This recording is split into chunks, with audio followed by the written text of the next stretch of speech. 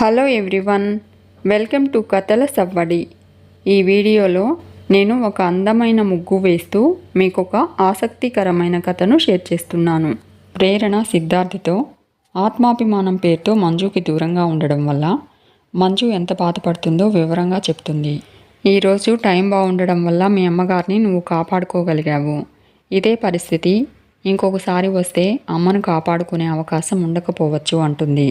మీ అమ్మగారి కోసం నువ్వు మీ ఇంటికి వెళ్ళాలి, శాశ్వతంగా అక్కడే ఉండాలి అంటుంది ప్రేరణ. ఇది నీ పార్ట్నర్గా చెప్పట్లేదు, నీ ఫ్రెండ్గా చెప్తున్నాను అని చెప్పి ప్రేరణ వెళ్ళిపోతుంది. ఇక ఇందిర రాజశేఖరం కళ్ళు ఆర్పిన విషయం ఐశ్వర్య సుధాకర్కి చెప్పడంతో ఐశ్వర్య సుధాకర్ ఆనందపడుతూ ఉంటారు. ఇందిర సుధాకర్తో రాజశేఖరంని డాక్టర్తో చెకప్ చేయించాలి అని చెప్పడంతో సుధాకర్ భయపడుతూ ఉంటాడు. ఇంతలో ప్రేరణ కూడా వస్తుంది.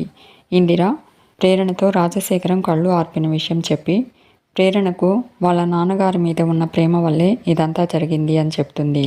ప్రేరణ, లేదమ్మా, ఆ ఇంటికి వెళ్తే ప్రమాదం అని తెలిసి నువ్వు ఆ ఇంటికి వెళ్ళి నాన్నకు సేవ చేయడం వల్లే ఇది సాధ్యమైంది అంటుంది. నీ పట్టుదల వల్లే అమ్మ నాన్నలో ఈ మార్పు అంటుంది. ఇందిర, లేదమ్మా, ఇదంతా ఆ దేవుడు చలవా అంటుంది. మీ నాన్నలో వచ్చిన ఈ మార్పు డాక్టర్కి తెలియాలి, వెంటనే మీ నాన్నగారిని హాస్పిటల్కి తీసుకెళ్లాలమ్మా అంటుంది.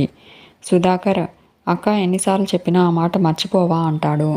ప్రేరణ, నేను ఎన్ని కష్టాలు పడుతుంది మర్చిపోవడానికి కాదు మామయ్య, నాన్న మామూలు మనిషి అవ్వడానికి అంటుంది. ఇందిర, తమ్ముడు ఎలాగైనా ఆయన్ని హాస్పిటల్ తీసుకెళ్తున్నాం అంతే అంటుంది.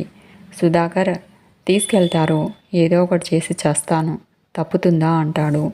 ఇక సిద్ధార్థ్ తన చిన్నతనంలో విజయానంద్ మంజుతో తనను తిట్టించడం గుర్తు చేసుకుంటాడు. మంజు కింద పడిపోవడం, తను హాస్పిటల్లో చేర్పించడం గుర్తు చేసుకుంటూ ఉంటాడు. ప్రేరణ, టైం బాగుండి మీ అమ్మగారిని నువ్వు కాపాడుకోగలిగావు. ఇదే పరిస్థితి ఇంకొకసారి వస్తే అమ్మను కాపాడుకునే అవకాశం ఉండకపోవచ్చు అని చెప్పడం గుర్తు చేసుకుంటూ ఉంటాడు. ఇంతలో ప్రేరణ సిద్ధార్థ్కి ఫోన్ చేసి ఏం ఆలోచించావు అని అడుగుతుంది. సిద్ధార్థ్ ప్రేరణను కోపడి, మా అమ్మ పరిస్థితి మాత్రమే నీకు కనపడుతుందా, నా పరిస్థితి ఆలోచించవా అంటాడు.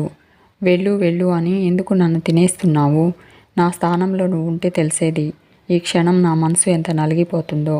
నీకేం, నువ్వెన్నైనా చెప్తావు, మోసే వారికి తెలుస్తుంది ఆ బరువేంటో అని సిద్ధార్థ్ అంటూ ఉంటే ప్రేరణ, నేనేం చేస్తున్నానో నీకు అర్థమవుతుందా అని అడుగుతుంది. సిద్ధార్థ్, వద్దు, నువ్వేం చెప్పొద్దు అంటాడు. నన్ను కాస్త ఒంటరిగా వదిలేయి అంటూ ఫోన్ కట్ చేస్తాడు. మంజు అన్నీ మర్చిపోయి ఇంటికి రమ్మని తనకు ఫోన్ చేయడం గుర్తు చేసుకుంటాడు. హాస్పిటల్లో మంజు హాస్పిటల్కి మాత్రమే వస్తావా నాన్న అని అడగడం గుర్తు చేసుకుంటాడు. ప్రేరణ, నువ్వు ఆ ఇంటికి శాశ్వతంగా వెళ్ళాలి అని చెప్పడం గుర్తు చేసుకుంటూ ఉంటాడు.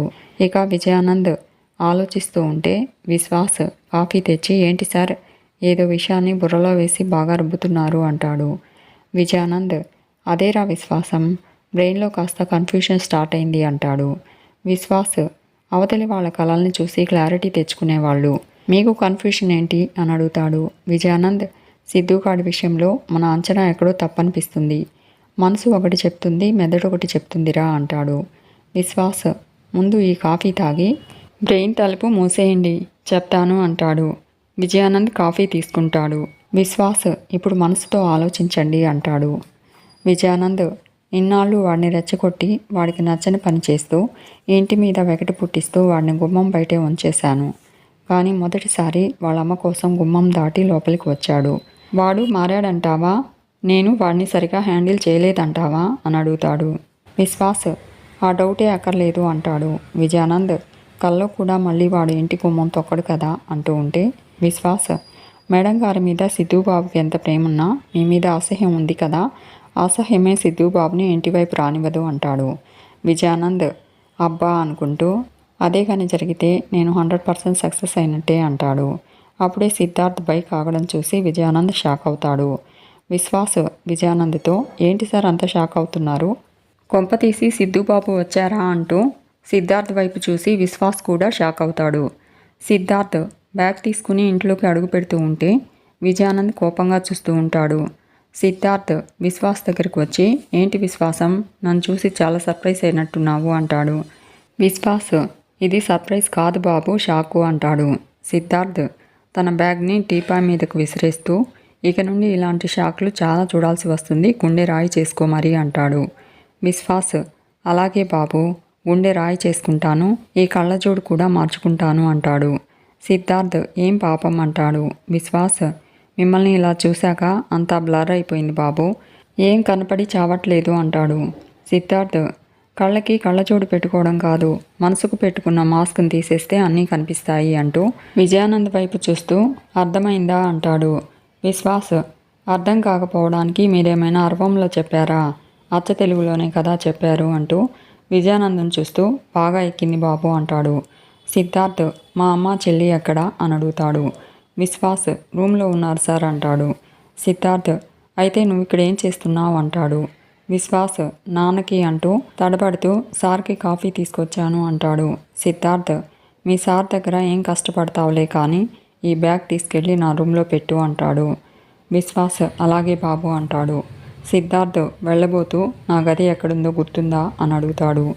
విశ్వాస్ అయ్యో ఎందుకు గుర్తులేదు బాబు అంటాడు. రోజు పని వాళ్ళతో క్లీన్ చేస్తున్నాను కదా అంటాడు. సిద్ధార్థ్ రేపటి నుంచి నువ్వే క్లీన్ చేయాల్సి ఉంటుంది అంటాడు. విశ్వాస్ నాకు ఈ బంపర్ ఆఫర్ కూడానా అంటూ అలాగే అంటాడు. సిద్ధార్థ్ మా అమ్మతో మాట్లాడొస్తాను అని చెప్పి మంజు దగ్గరకు వస్తాడు. విజయానంద్ విశ్వాస్తో విశ్వాసం ఒకసారి గిల్లరా, ఇది కలో నిజమో క్లారిటీ తెచ్చుకోవాలి అంటూ ఉంటే విశ్వాస్ విజయానంద్ చేతిని గట్టిగా గిల్లుతాడు. విజయానంద్ పెద్దగా అరుస్తాడు. విశ్వాస్ విజయానంద్తో సార్ బాబు బ్యాగ్తో వచ్చాడు అంటే మేడం గారిని చూసిపోవడానికి కాదు, శాశ్వతంగా ఇక్కడే పాతుకుపోవడానికి అంటాడు. విజయానంద్ ఇదేంట్రా విశ్వాసం, ఇంత రాంగ్ బటన్ నొక్కాను అంటూ సోఫాలో కూలబడతాడు. ఇక సిద్ధార్థ్ మంజుకి జ్యూస్ ఇవ్వబోతూ ఉంటాడు. మంజు కళ్ళు మూసుకుని వద్దు సాహితి జ్యూస్ తాగి మందులు వేసుకుని నేను ఎవరిని ఉద్ధరించాలి అంటుంది. సాహితి నేనెక్కడ జ్యూస్ ఇచ్చానమ్మా అంటూ సిద్ధార్థని చూసి ఆనందంగా అన్నయ్య అంటుంది. మంజు కళ్ళు తెరిచి సిద్ధార్థని చూసి ఆశ్చర్యపోతూ ఉంటుంది. సాహితి అన్నయ్య నువ్వేనా, మన ఇంట్లో అమ్మ గదిలో నువ్విలా అంటూ ఉంటే సిద్ధార్థ్ మంజుతో నువ్వు చూస్తున్నది నిజమేనమ్మా అంటాడు. నేను ఇంట్లోకి వచ్చింది నిజమే అంటాడు.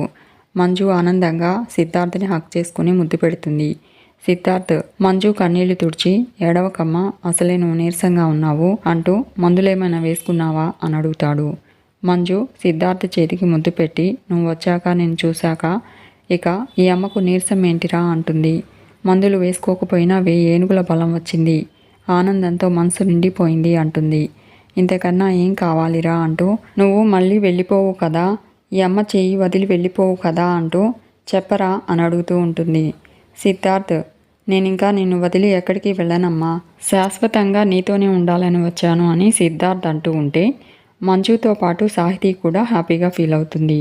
సిద్ధార్థ్ ఇన్ని రోజులు ఆత్మాభిమానం పేరుతో నీకు దూరంగా ఉన్నాను, అది ఎంత పెద్ద తప్పో ఇప్పుడు అర్థమైందమ్మా, ఇక ఎప్పటికీ నీ పక్కనే ఉంటానమ్మా అంటాడు. మంజు సిద్ధార్థ్ని ప్రామిస్ చేయమని అడుగుతుంది. సిద్ధార్థ్ మంజుకి ప్రామిస్ చేయడంతో మంజు హ్యాపీగా ఫీల్ అవుతూ ఉంటుంది. మీకు ఈ వీడియో నచ్చితే లైక్ చేయండి, షేర్ చేయండి, తప్పకుండా సబ్స్క్రైబ్ చేసుకోండి. Thanks for watching.